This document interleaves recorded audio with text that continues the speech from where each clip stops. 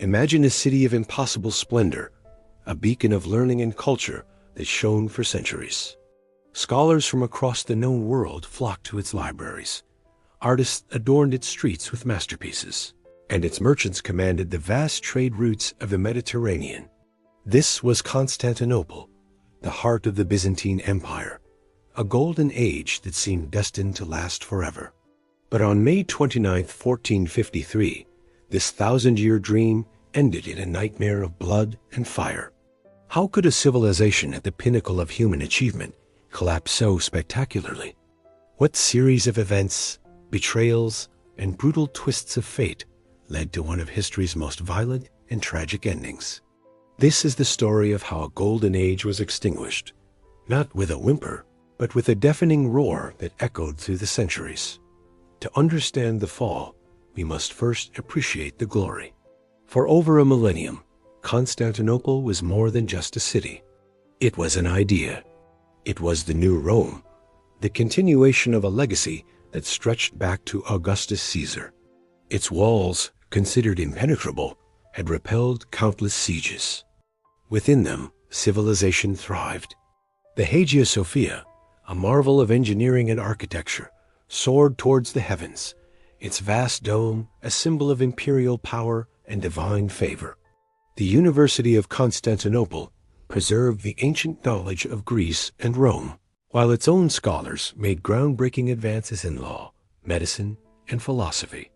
Its currency, the solidus, was the dollar of the ancient world, trusted from Britain to China.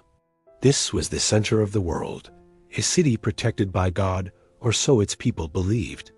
But even the brightest flame casts a shadow. The seeds of Constantinople's destruction were sown long before the final siege. The empire's golden age was punctuated by periods of internal strife, civil wars fought over succession, and theological disputes that tore the fabric of society. Ambitious generals and scheming courtiers often put their own interests above the empire's, weakening it from within. While its armies were busy fighting each other, external threats gathered at the borders. The first catastrophic blow came not from a foreign enemy, but from supposed allies. In 1204, the Knights of the Fourth Crusade, originally meant to reclaim the Holy Land, were diverted. Lured by the promise of immense wealth, they turned their weapons on the richest Christian city in the world. For 3 days, the Crusaders sacked Constantinople, a frenzy of looting and destruction that the city never truly recovered from. Priceless relics were melted down, ancient manuscripts were burned, and the population was brutalized. The empire was fractured, split into smaller states. Though the Byzantines would eventually reclaim their capital, it was a hollow victory. The city was a shadow of its former self, depopulated, impoverished, and spiritually broken. The golden age was over. The age of survival had begun. For the next 200 years, the Byzantine Empire was in a state of managed decline. It was a ghost haunting its own glorious past. The Black Death swept through in the mid-14th century, wiping out a huge portion of its already diminished population. And on its eastern frontier, a new and formidable power was rising, the Ottoman Turks. Led by a series of brilliant and ruthless sultans, the Ottomans expanded relentlessly, swallowing up Byzantine territory piece by piece. By the 1450s, the once mighty empire was reduced to little more than the city of Constantinople itself, a few islands, and a small patch of land in Greece. It was an island in a vast Ottoman sea. The final act was set in motion by a man of terrifying ambition and genius, Sultan Mehmed II. Ascending to the throne at just 19 years old, he had one all-consuming obsession: to conquer Constantinople. He saw it not just as a strategic prize, but as a fulfillment of Islamic prophecy and the ultimate symbol of his power. To his advisors who urged caution, he reportedly said, "The empire of the world must be one faith and one sovereignty." For him, Constantinople was the key. Mehmed prepared for his assault with meticulous, terrifying efficiency. His masterstroke was the creation of a new kind of weapon, a supercannon of unprecedented size. Forged by a Hungarian engineer named Orban, this bronze monster was over 27 feet long and could hurl stone balls weighing 1,200 pounds over a mile. It took 60 oxen just to drag it into position. The defenders of Constantinople had high walls, but they were built in an age before gunpowder. They were about to face the future of warfare. Inside the city, the mood was a mixture of grim determination and rising panic. The last Byzantine emperor, Constantine XI Palaiologos, was a brave and noble leader, a stark contrast to many of his decadent predecessors. He knew the odds were impossible. He had perhaps 7,000 soldiers, including a contingent of brave Genoese mercenaries, to defend 14 miles of walls against an Ottoman army of at least 80,000, backed by a massive fleet. He sent desperate pleas for help to the Christian kingdoms of Europe, but they were slow to respond, bogged down in their own rivalries.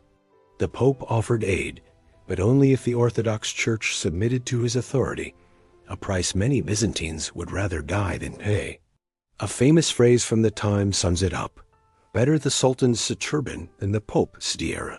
Constantinople was alone. The siege began on April 6, 1453.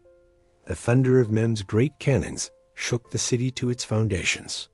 Day after day, the relentless bombardment pounded the ancient walls, reducing sections to rubble. The defenders, led by the emperor himself, fought with desperate courage. At night, they would scramble to repair the damage, men, women, and children working by torchlight to plug the gaps with barrels of earth, wood, and stone. For weeks, they held on, repelling multiple Ottoman assaults. In one incredible feat, a small group of Christian ships managed to fight its way through the entire Ottoman fleet to bring vital supplies to the city, a brief moment of hope in the encroaching darkness. Mehmed, frustrated by the defenders' resilience, devised a plan of audacious genius. The city's harbor, the Golden Horn, was protected by a massive iron chain, preventing the Ottoman navy from attacking the weaker sea walls. So Mehmed did the impossible. He ordered his men to build a greased log road over a hill, and in a single night, his soldiers and oxen dragged 70 of his warships overland, bypassing the chain and dropping them directly into the harbor. The defenders woke to the sight of an enemy fleet in their supposedly secure bay. The psychological blow was devastating. The noose was tightening. As the siege dragged into its 7th week, the signs of doom were everywhere. Food was running out. The soldiers were exhausted. A strange, thick fog enveloped the city for days, an event interpreted as a sign that God had abandoned them. Then, an eerie light was seen flickering around the dome of the Hagia Sophia, which many believed was the Holy Spirit departing the great cathedral. The emperor tried to keep morale high, but a sense of inevitable doom settled over the city. On the night of May 28th, Constantine knew the final assault was coming. He gathered his commanders and gave a heart-wrenching speech, not promising victory, but urging them to die with honor for their faith and their empire. He then went to the Hagia Sophia one last time. There, Orthodox and Catholic, Byzantine and Genoese put aside their differences and prayed together. It was a final, poignant moment of unity before the end. The emperor received communion, asked for forgiveness from all, and then rode out to the walls to take his place among his men for the last stand. In the pre-dawn hours of May 29th, the attack began. The sound was apocalyptic, the roar of cannons, the blare of trumpets, the beating of drums, and the war cries of tens of thousands of soldiers. Mehmed sent his troops in waves. First, the irregulars, the Bashi Bazauks, sent to tire the defenders. Then, the better-equipped Anatolian troops. The defenders, fighting like cornered lions, threw them back. But they were exhausted, and their numbers were dwindling. Finally, Mehmed unleashed his elite force, the Janissaries. These were the best soldiers in the world, disciplined, fanatical, and fresh for the fight. They slammed into the weary defenders. The fighting on the walls was brutal, hand to hand, a chaotic mess of swords, axes, and desperation. Still, the Byzantines held. The fate of the city hung on a thread. Then, disaster struck. A small, unlocked gate, a postern gate used for civilian foot traffic, was discovered by a handful of Ottoman soldiers.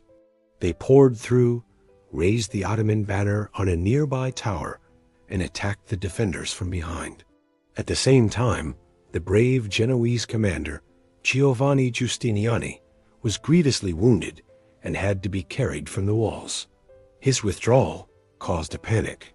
The defensive line, already stretched to its limit, finally broke. The Ottoman soldiers swarmed over the walls and into the city. The Emperor, Constantine XI, was last seen tearing off his imperial regalia and plunging into the thick of the fighting, choosing to die as a soldier with his people rather than be captured. His body was never definitively identified. What followed was a 3-day ordeal of terror. The conquering army was given license to plunder the city. Thousands of civilians who had sought refuge in the Hagia Sophia were captured, enslaved, or killed. The great church itself was desecrated, its mosaics and icons defaced. The streets, once alive with art and commerce, ran with blood. The accumulated wealth of 1,000 years was looted. Ancient libraries were destroyed, and a golden age of human culture was brought to a savage and definitive end. When Mehmed the Conqueror finally rode into the city, he was awestruck by its faded grandeur. He went to the Hagia Sophia and ordered it converted into a mosque, a symbol of his victory. Gazing upon the ruined palaces, he is said to have recited a line from a Persian poem. The spider weaves the curtains in the palace of the Caesars. The owl calls the watches in the towers of Afrasiab.